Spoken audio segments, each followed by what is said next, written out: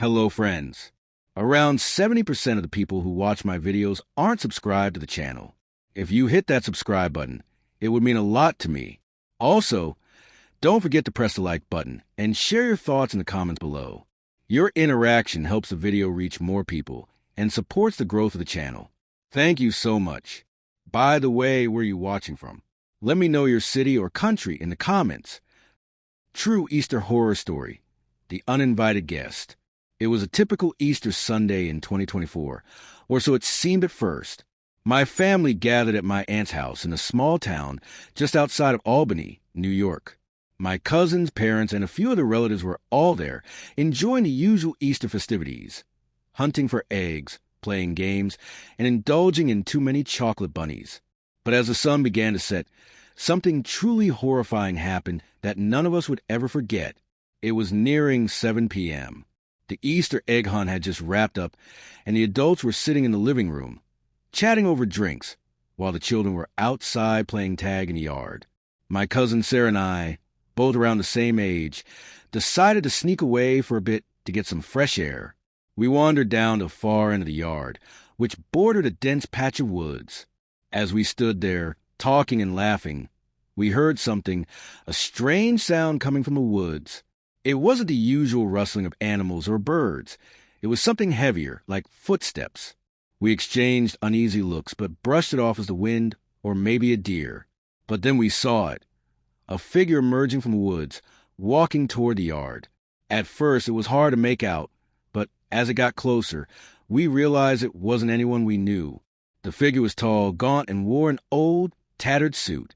His face was pale, sickly, and his eyes were wide open, staring blankly, as if he wasn't seeing us but something beyond us. We froze. I could hear my heart pounding in my chest. The man, if he was a man, didn't seem to notice us. He just kept walking slowly toward the house, his feet making soft, unnatural thuds on the grass. We turned and ran back to the house, terrified. We slammed the door behind us and caught our breath. We tried to tell the others about the man we had seen, but they just laughed it off, assuming it was some sort of prank.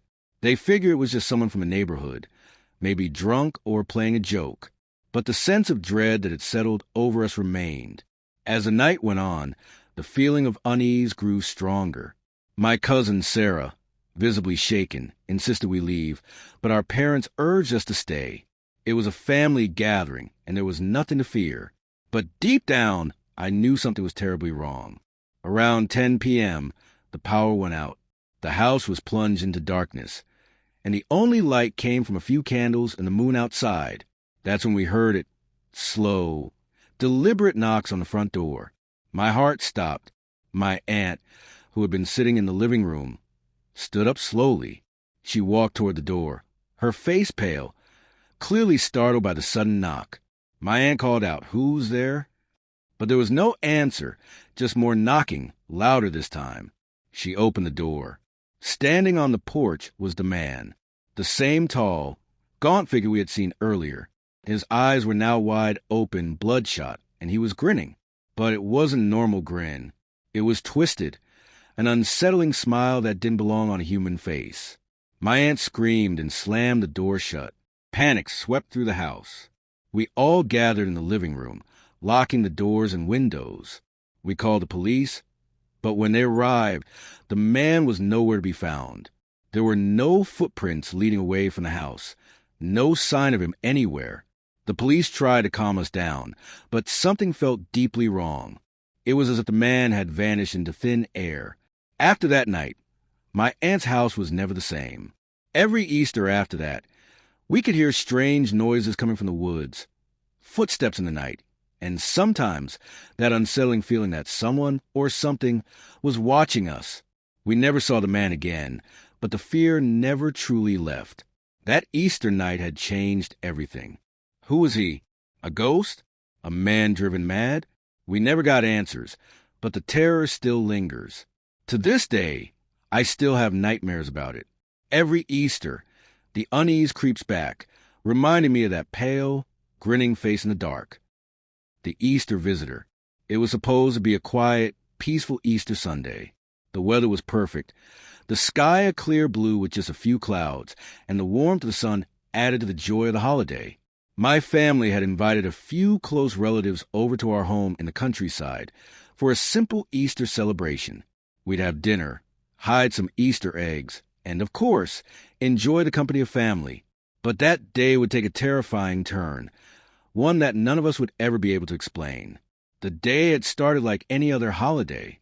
The kids were running around, their laughter filling the yard as they searched for eggs. The adults gathered on the porch, chatting and sipping on drinks, enjoying the calm atmosphere. I, however, couldn't shake the feeling that something was off. It was just a lingering sensation, like the air was a bit too thick, or the silence in between conversations seemed unnatural. I ignored it, telling myself I was just overthinking things. At around 4 p.m., we had finished dinner, and everyone was starting to relax. The house was quiet, except for the faint murmurs of conversation from the living room. I decided to step outside for a few moments of fresh air. The sun was beginning to set, casting a soft golden light over everything. As I stepped into the yard, I saw something in the distance near the edge of the woods. At first, it looked like someone was standing at the tree line, just watching us. It was a man, tall and dressed in what looked like a dark brown coat, but his face was obscured by the shadows of the trees.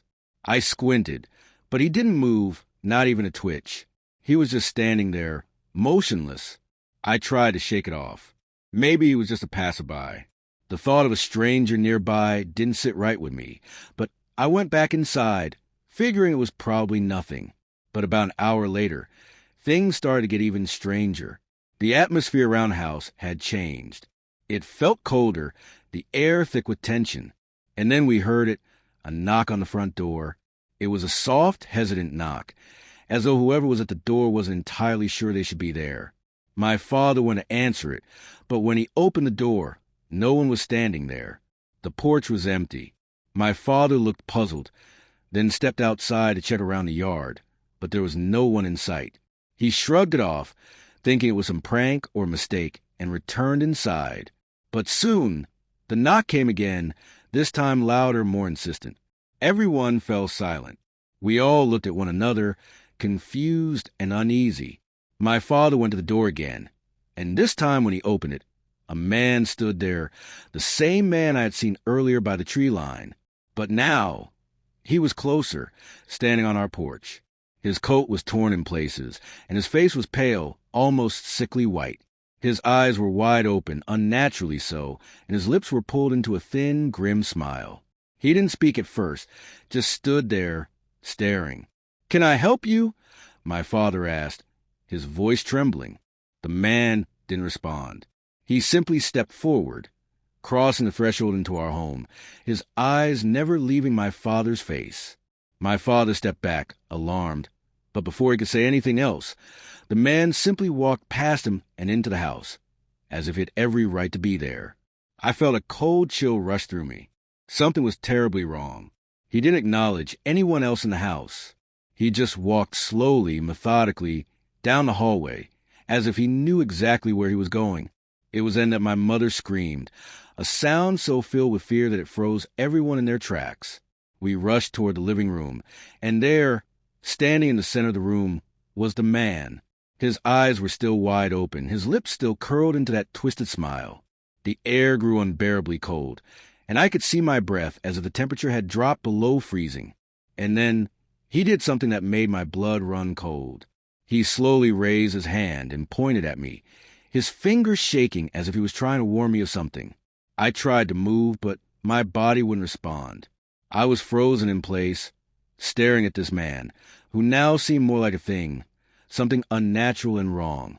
Suddenly, the lights in the house flickered, and when they came back on, the man was gone, vanished, just like that. The door was still open, but there was no trace of him. No footsteps in the snow outside. Nothing. My father closed the door and locked it, but the fear that lingered in that house was suffocating. We stayed inside, not daring to go outside until the next morning. And when we checked the yard, there were no signs of the man. Nothing, not even a footprint. To this day, we have no explanation for what happened. Was it a ghost? A hallucination? or something far more sinister. Every Easter since, I can't shake the feeling that something is watching me. The memory of that man, standing in our house, pointing at me with those cold, dead eyes, haunts me every year. The Easter night terror. It was supposed to be the happiest day of the year. My family had planned the perfect Easter gathering. We had invited a few close friends and relatives over for a day filled with fun, laughter, and food. The kids were eagerly searching for Easter eggs in the yard, and the adults were reminiscing about old memories. It seemed like any other Easter celebration. But little did we know, this particular holiday would become a nightmare none of us would ever forget. It started in the late afternoon. We were all gathered around the dinner table, enjoying our meal. Suddenly, the power went out. At first, we all laughed, thinking it was a small glitch in the system or maybe a blown fuse. We went outside to check the breaker, but everything seemed fine.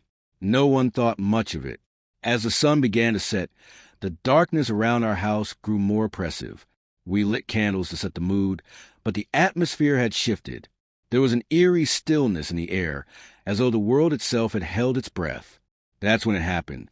A soft knock echoed through the front door. We all froze. The knock was too deliberate, too slow. Someone was outside, but none of us had heard a car or any footsteps.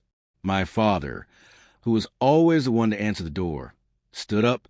As he walked toward the door, I could hear the creak of the old wooden floorboards beneath his feet. He opened the door cautiously, but there was no one there, only the empty night and the wind rustling through the trees. He stepped outside to check, but after a few moments, he returned to the house. He seemed confused. "There's no one out there," he said, locking the door behind him. We laughed it off, but that's when the knocking came again. This time, it was louder and more forceful.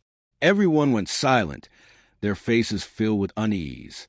My mother, who had been the calmest of us all, seemed visibly shaken. "Go check it again," my brother urged my father, his voice trembling. This time, my father grabbed a flashlight and stepped outside. We heard him call out, "Hello? Is anyone there?" But there was no reply. Suddenly, the sound of footsteps echoed from the side of the house. They were slow, deliberate, like someone was walking right outside our windows. My brother peered out from the living room window, but saw nothing. The knocking started again, but this time it was coming from the back door. It was the same pattern, slow, methodical, like someone was trying to get our attention. But no one was visible. Fear crept in, and we all gathered in the living room, away from the doors. My father stood by the back door, flashlight in hand, his face pale with fear. "What the hell is going on?" he muttered under his breath. The knocking didn't stop. It grew louder, more desperate. Each knock seemed to reverberate through the entire house, and it felt as though it was coming from within the walls themselves. The air grew colder, and the room felt heavy, suffocating. Then, suddenly, the knocking ceased. It was quiet, too quiet. But just as we thought we could breathe again, a shadow moved outside the window. It was quick, too quick for a human, and it vanished before anyone could say a word. The lights flickered again, and then we heard a voice. A low, raspy whisper, barely audible, but unmistakable. "Let me in." The voice seemed to come from all around us, as if it was inside the house, inside our very minds. The temperature dropped even further, and the room felt as though it was closing in on us. Terrified, we bolted the doors and windows, and my father called the police. But when they arrived, they found nothing. No signs of anyone, no evidence of anything out of the ordinary. They told us we were just being paranoid, but we knew what we had heard. That night, none of us could sleep. Every small sound seemed amplified. Every shadow seemed threatening. The knocking came again in the dead of night, but when we checked the doors, no one was there. The following morning, the house was silent. The air felt still, like the events of the night had been erased, but the fear remained. We never spoke of it again. But every Easter since then, we locked the doors and windows before sundown. And no matter how beautiful the day may seem, a lingering dread always follows us. The knock of that unseen visitor and the whisper of "let me in" still haunt us to this day. The mysterious death on Easter. It was Easter of 2024 when my family and I decided to host a gathering with some relatives. We were all excited, and the day was filled with joy and anticipation. We had prepared a beautiful meal, and the children were eagerly waiting for the Easter egg hunt. However, the day quickly took an eerie turn. One of our relatives, Nausea, had been running late. We thought maybe she'd gotten stuck in traffic, but when she finally arrived, something about her seemed off. Her eyes were wide with fear, and her face had an odd expression. She started telling us about how she had seen strange things on the way over, like shadows run along the side of the road, and a mysterious man who had been following her. We tried to reassure her, brushing it off as a coincidence, but we couldn't shake the feeling that something was wrong. As the evening progressed, we were all laughing and enjoying ourselves when there was a sudden knock at the door. My father went to answer, but there was no one there.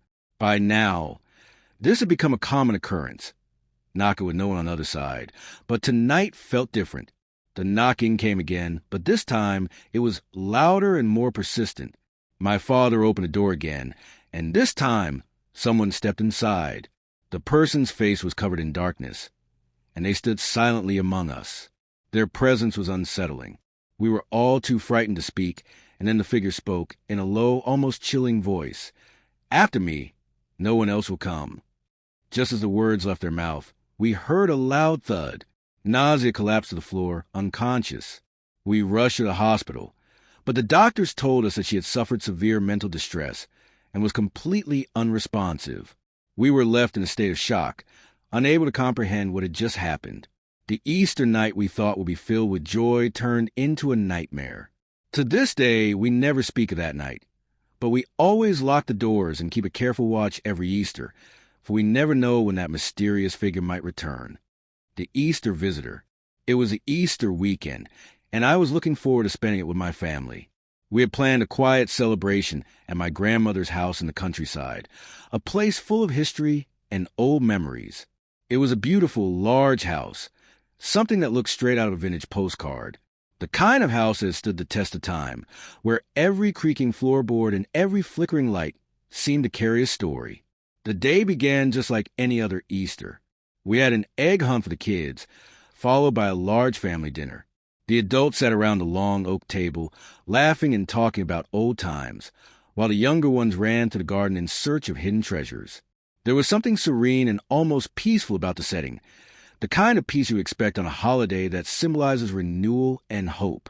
But as the sun began to set, everything changed. It started with a knock at the door. At first, we all assumed it was just a neighbor or someone who had lost their way. My cousin, Ryan, went to open it, but when he did, there was no one there. Just an empty, dark driveway, lit only by the flickering porch light. He stepped outside for a moment, looking around, but saw nothing. The night was unusually quiet, the kind of silence that felt heavy, like something was about to happen. Ryan came back inside, his face pale and his eyes wide with confusion.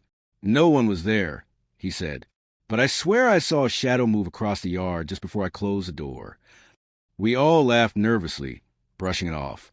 After all, it was a dark, quiet evening, and it was easy to let our imaginations get the best of us. We resumed our conversations, but the mood had shifted slightly. Something was off, though none of us could quite place it. Then the door knocked again. This time, it was louder and more persistent. We froze. My grandmother, who had been sitting quietly in the corner, looked up with a puzzled expression.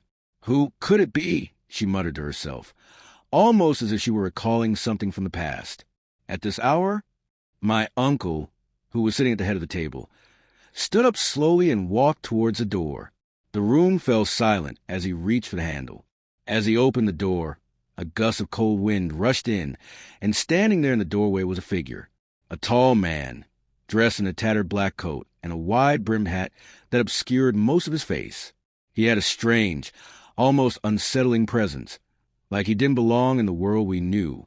His skin was pale, and his hands were covered in what looked like dark stains. "I'm sorry to intrude," the man said in a low, gravelly voice, "but I've lost my way.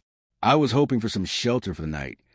There was something about him that made all of us uncomfortable, but no one said anything. My grandmother, who was always kind to strangers, motioned for him to come in. "Of course," she said. "You're welcome to join us for dinner." The man stepped inside, and the door creaked as it closed behind him.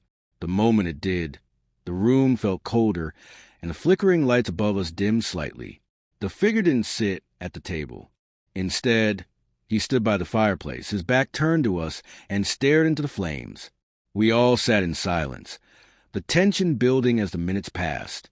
He hadn't said a word since he entered, and none of us dared to speak. As the night wore on, the unease in the room grew.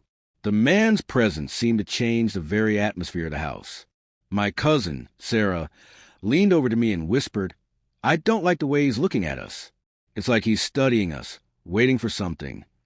I nodded, but before I could respond, the man turned around, his eyes glinting in the dim light.